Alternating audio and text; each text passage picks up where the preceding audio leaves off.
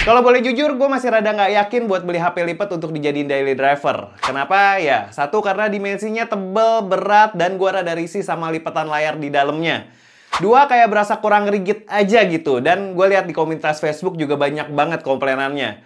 Tapi kalau nggak dinekatin, nggak bakalan pernah kesampaian gue pakai HP lipat. Dan gue nekatin buat beli Vivo X Fold 3 Pro buat dijadiin daily driver selama sebulanan ini. Dan bisa bikin gue cukup kaget karena pikiran negatif tadi seakan ditelan bumi. Kenapa bisa gitu? Buat tau jawabannya, lu tinggal duduk manis, siapin cemilan, dan tonton video ini sampai habis bareng gue Dendi. Dan langsung aja kita mulai videonya. Let's go! Buat gua, HP itu bukan cuma sekedar alat komunikasi. Lebih dari itu, HP jadi salah satu andalan gua buat cari duit. Karena ya kalian tahu, kerja sebagai konten kreator itu mesti ready buat bikin video dan ngedit video dimanapun, kapanpun. Buat bikin skrip video review, ambil video pas lagi event launching, sampai requestan klien buat revisi video nggak cuma kejadian pas gua lagi standby di studio aja. Bahkan kadang kalau lagi nyupir pun, gue rela minggir dulu buat ngerevisi video, biar videonya bisa cepet jadi dan dikasih ke klien. Ya ini karena gue masih single fighter ya, dari proses scripting sampai editing video masih gue lakuin sendiri. Maka dari itu gue selalu ngandelin HP flagship buat memenuhi kebutuhan tadi. Tapi dari awal keluar HP-HP lipat sebenarnya gue juga tertarik ya buat pakai. Secara dia bisa ngasih layar gede dengan SoC super kenceng yang cocok banget buat kerjaan gue. Tapi sayangnya saat megang langsung HP-HP lipat yang ada di pasaran, berasanya tuh kayak kurang yakin karena feel-nya masih rada ringkih atau kayak gampang rusak gitu.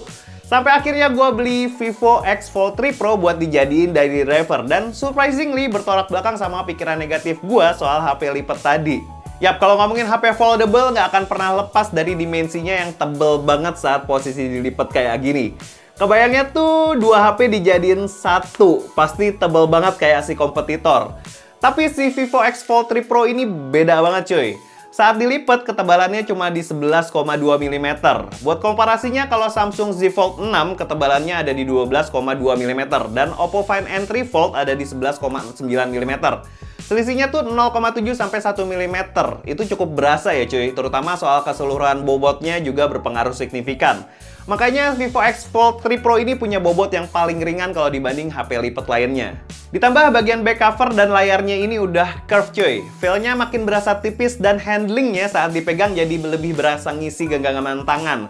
Dan tentu aja pastinya bakal jadi makin nyaman saat digenggam saat posisi terlipat. Nah, saat kondisi dibentangkan layar dalamnya, ketebalannya ini juga cuma 5,2 mm.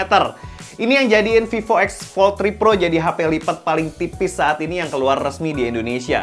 Ya setelah pakai sebulan gue bener-bener nggak ada komplain buat HP ini saat kondisi terlipat atau terbuka sekalipun.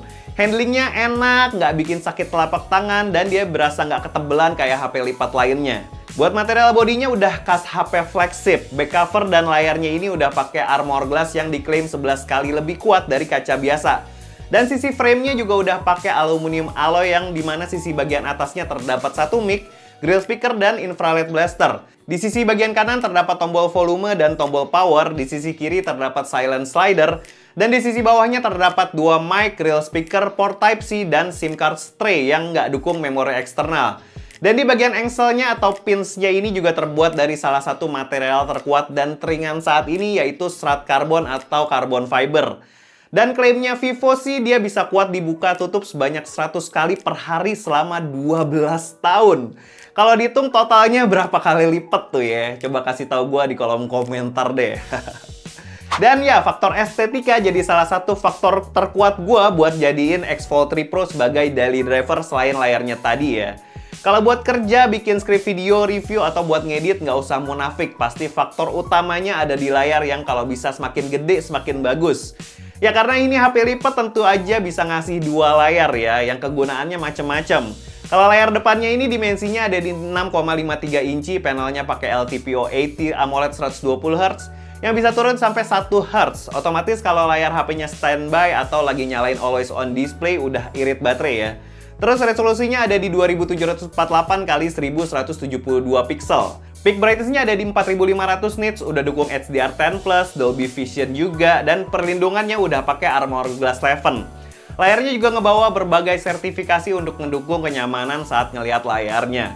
Jujur kalau cuma pemakaian sehari-hari kayak buka sosmed, whatsappan, atau nonton film sekalipun, gue masih kebanyakan pakai layar depannya aja.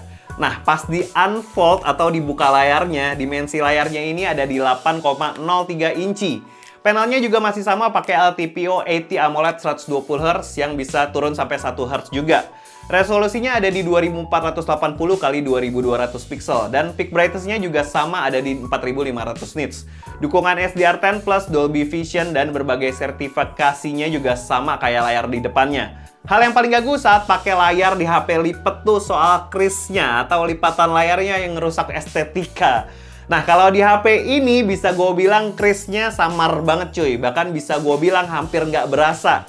Karena pas gue pakai buat kerja kayak editing video atau edit-edit foto buat thumbnail, atau kadang juga gue pakai baca-baca berita smartphone terbaru dan buat nonton Netflix juga, ya feel-nya enak aja gitu. Karena ya gede dan crease-nya juga bener-bener nggak ganggu. Jadi berasanya kayak pakai tablet. Atau kadang gue pakai juga buat main game sambil baca berita karena ya dia bisa split screen kayak gini. Kalau kalian mau gaya-gaya ala model laptop juga bisa cuy, karena layarnya bisa ditekuk sampai berbagai macam sudut, fleksibel banget. Karena HP ini gue jadiin daily driver, otomatis dia tuh kerjanya lumayan berat cuy. Terutama buat ngedit-ngedit video di CapCut ya. Dan dia tuh bener-bener capable banget buat ngerjain kerjaan berat sehari-hari gue, karena dia juga pakai SoC flagshipnya Qualcomm yaitu Snapdragon 8 Gen 3. Mungkin ada kalian yang mikir kalau SoC ini udah ketinggalan 1 tahun ya, karena SoC flagship terbaru yang di launching sama Qualcomm ada di Snapdragon 8 Elite. Tapi believe me, Snapdragon 8 Gen 3 ini udah sangat lebih dari cukup cuy buat kebutuhan sehari-hari. Buat jalanin semua game yang ada di Play Store saat ini, bisa gue bilang juga masih sangat mumpuni. Tapi gue yakin deh kalau lo pakai HP ini, lo nggak bakalan sempat main game. Pasti bakalan sering nyari cuan, karena buat beli HP ini butuh duit banyak cuy. Ya, kalau penasaran sama skor Antutunya sih, dia bisa dapat skor di atas 2 jutaan ya. Ya, kenceng banget. Kayak yang tadi gue bilang, buat kerjaan edit-edit video di CapCut udah sangat lebih dari cukup. Buat render video 4K durasi 10 menit aja cuma butuh waktu sekitar 6-7 menit doang. Bisa gue bilang semua kerjaan yang bisa dikerjain pakai HP bisa dengan mudah jalan di HP ini cuy. Tapi ya buat ngetes performa HP butuh juga ya buat dites pakai game. Buat tes 2 game aja deh ya. Yang pertama ada game sejuta umat Mobile Legends, dia dapat settingan di Ultra Super. Mau main di layar depan maupun layar utama, feel-nya enak banget. Cuma kalau main game di HP ini tuh mesti dibiasain aja ya, karena dimensi layarnya ini feel-nya tuh lebih panjang dari HP biasa. Dan kalau main di layar utamanya, otomatis feel-nya lebih lega ya, karena layarnya gede banget. Selama sebulan gue pakai sih penyesuaiannya cuma butuh beberapa hari aja buat main game di layar depan dan di layar utamanya. Buat experience mainnya sih ya lancar lah ya, no debat. Suhunya juga aman banget. Enaknya di sini bisa main game sambil sosmedan atau baca berita ya, karena dia bisa split screen, atau kalau kurang dia juga bisa multi Windows juga. Jadi layar gede ini berguna banget cuy. Buat main Genshin di highest 60 fps juga lancar banget cuy. FPS-nya stabil, suhunya adem, enak juga karena bisa main di layar gede. Ya cuma yang kayak gue bilang tadi, kalau lo beli HP ini pasti bakalan jarang banget dipakai main game karena nggak sempet cuy, kesibukan buat cari cuan. Yang bikin HP ini makin menarik adalah kapasitas baterainya. Bayangin, kompetitornya masih berkutat di kapasitas baterai 4000-an mAh. Nah ini X-Fold 3 Pro gede sendiri di 5700 mAh. Ini berkat teknologi Blue Volt baterainya Vivo ya. Baterai kapasitas gede gini bisa masuk ke bodi HP setipis ini. Terus buat ngisi baterai segede ini, kalau kapasitas chargernya kecil pasti juga bakalan lama dan bakalan bete nungguin baterainya penuh pas lagi dicas. Nah asiknya Vivo ngasih charger 120 watt yang buat ngecas baterai segede ini nggak sampai 1 jam udah penuh cuy. Gila Vivo. Di sini juga ada beberapa fitur AI yang bisa lo nikmatin sih cuy. Yang pertama ada di AI Note Assist. Jadi dia bisa bikin summary dari notes yang udah kita buat. Simpelnya jadi nggak buang-buang waktu sih ngebaca jurnal. Karena udah di-summarize sama AI-nya. Jadi poin-poin penting di notes yang kita buat bisa kita highlight. Yang kedua ada AI Transcript Assist. Jadi AI-nya ini bisa bikin suara yang kita rekam di voice recorder jadi sebuah catatan cuy. Asli fitur ini berguna banget buat bikin summarize pada saat kita meeting atau ketemu klien. Biar kita bisa ingat poin-poin apa yang penting dan yang bisa dicatat lewat perekaman suara tadi. Yang ketiga adalah AI Global Translation. Nah, fitur ini berguna banget kalau gue lagi baca-baca artikel bahasa Inggris dan gue nggak tahu artinya. Kalau pakai fitur ini, gue bisa langsung terjemahin artikel yang pakai bahasa Inggris tadi langsung ke bahasa Indonesia.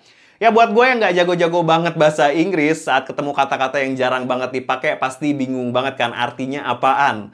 Terus kalau ngomongin soal kamera, gue suka heran sama brand-brand kompetitornya. Kenapa HP flagship yang lipet-lipetnya selalu dikurangin specs kameranya dibanding HP flagship candy bar-nya? Contohnya kayak Samsung S series dan Z Fold series-nya. Kalau kalian lihat specs kameranya ada yang disunat. Nah, kalau di sini lu bisa tenang cuy, karena kameranya plek-ketiplek sama Vivo X100 yang kameranya udah luar biasa banget. Dan udah pernah kita bahas ya, kalau misalnya kalian mau lihat bisa kepoin di sini. Buat reminder aja nih ya, X Fold 3 Pro pakai triple setup kamera. Pertama ada VCS True Main Camera di 50 megapiksel, PDAF dan OIS. Terus Zeiss telefoto kamera 64 megapiksel plus OIS. Lensanya juga udah periscope ya. Dan ultra wide kamera 50 megapiksel yang juga support perekaman 4K 60 fps. Nah, buat kamera depannya ada dua nih, di bagian layar depan dan di bagian layar utamanya. Yang speksnya sama persis ada di 32 megapiksel. Buat hasil fotonya bener-bener nggak usah diragukan lagi cuy. Kamera utamanya bisa nangkep foto yang warnanya tuh pas banget di mata. Termasuk ke kategorinya tuh vibrant tapi nggak oversaturated, udah eye pleasing lah. Detailnya juga disajikannya juga termasuk yang cukup tajam. Ada pemrosesan tapi minim sharpening ya. Buat dynamic range-nya juga cukup luas. Emang kalau saat mau take foto kadang suka overexpose kalau di bagian awan. Cuma pas jadi fotonya tuh aman banget. Separasi awan sama langitnya itu dramatis banget. Buat kamera telefoto periskop 3 kalinya benar-benar bisa ngelawan HP-HP spesialis periskop cuy. Detailnya tuh bisa gue bilang luar biasa. Di 3 kali sampai 10 kali hasilnya masih tajam banget. Apalagi karena udah ada OIS, jadi lebih gampang ambil foto-foto tele. Tapi karena ini periskop cuma 3 kali, jadi kalau kita paksa ke 100 kali pasti hasilnya bakal kayak cat air cuy. Jadi kalau mau ambil foto tele biar hasilnya mantep, maksimalnya ada di 10x aja. Buat foto pakai kamera ultra wide, hasilnya juga masih sangat enak banget buat dilihat. Warnanya nggak shifting terlalu jauh kalau dibanding sama kamera utama. Masih terkesannya tuh natural tapi enak dilihat. Detail dan dynamic range-nya juga masih asik banget. Bener-bener deh, kalau soal kamera, Vivo X Fold 3 Pro ini susah banget dilawan sama HP-HP lipat dari brand lain.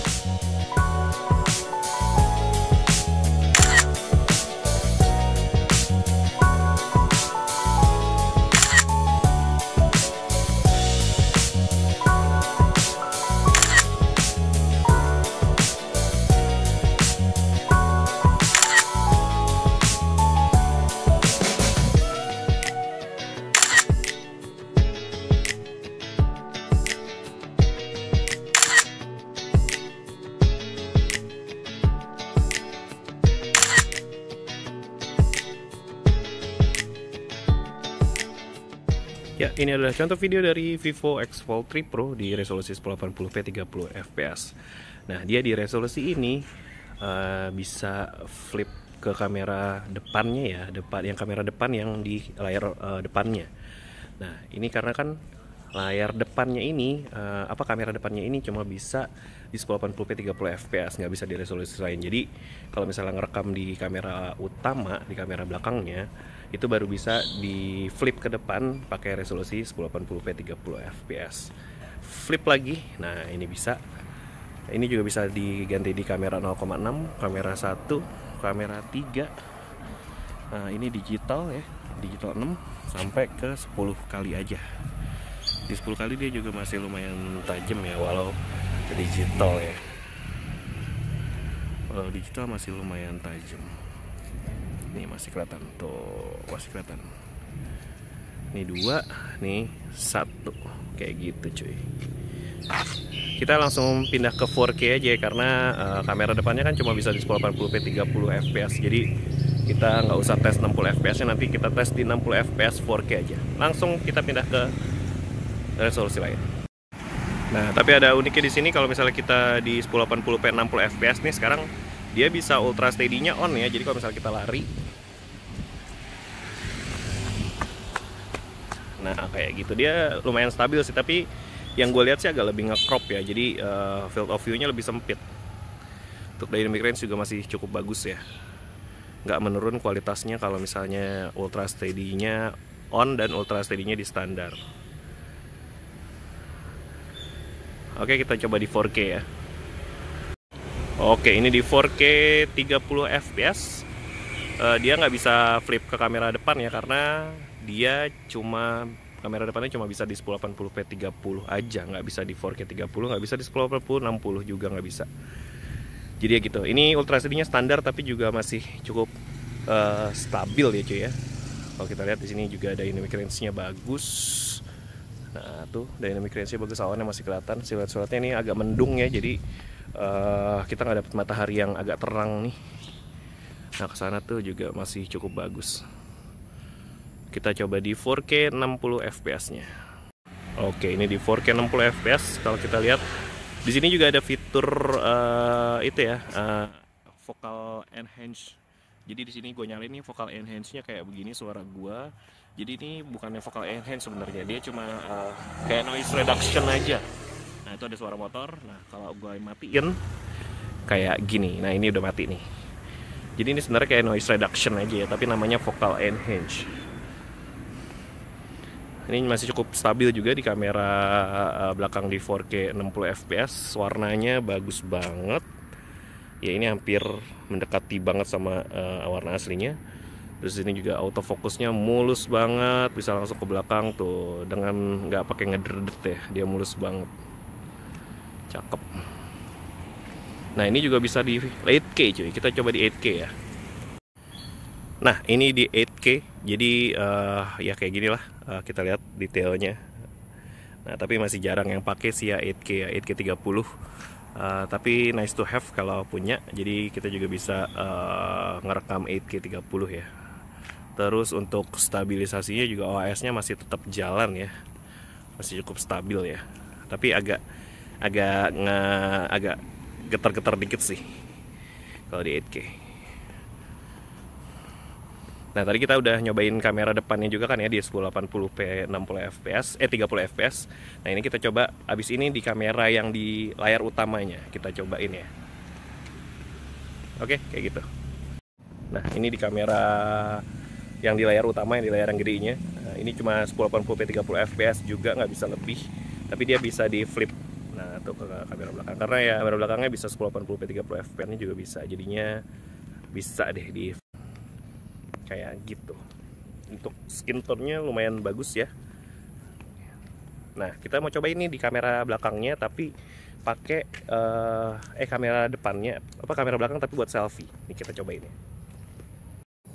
Nah ini sekalian kita cobain cinematic mode-nya di kamera belakang tapi dalam mode selfie. Jadi kita pakai buat monitornya pakai kamera depan, kamera depan pakai layar yang di depan, tapi kita bisa ngerekamnya pakai kamera di belakang. Ini cinematic portrait-nya, cinematic modenya keren juga. Tapi scan tone agak lebih halus ya. Bagus juga separasinya, cakep. Rambut gua masih ya ada beberapa sih yang kena, tapi buat video ini cukup bagus. Ini buat optional aja kalau misalnya kalian pengen yang ala-ala cinematic gitu ya. Tapi cakep sih.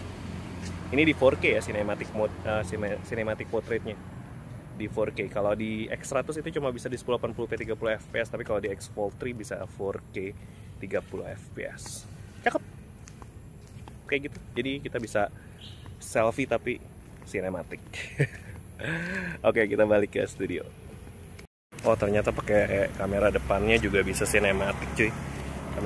Kamera yang di layar utama ya bisa cinematic juga, jadi tapi kualitasnya cuma 1080p 30 fps aja. Tapi nice to have ya karena cukup bagus juga skin tone-nya. Oke, kita sekarang beneran balik ke studio.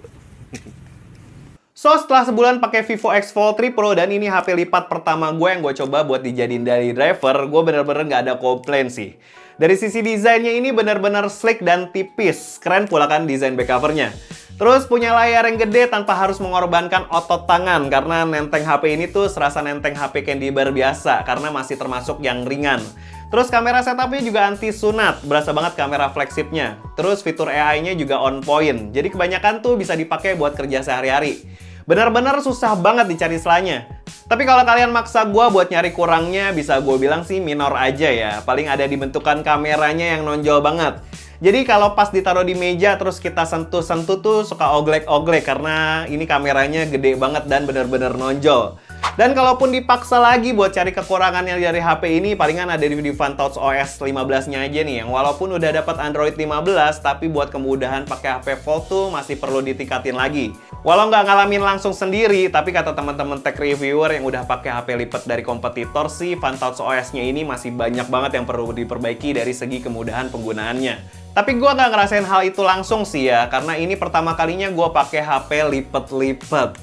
Tapi kekurangan yang dipaksa-paksa tadi bener-bener bukan hal penting yang bisa jadi deal breaker buat beli HP ini.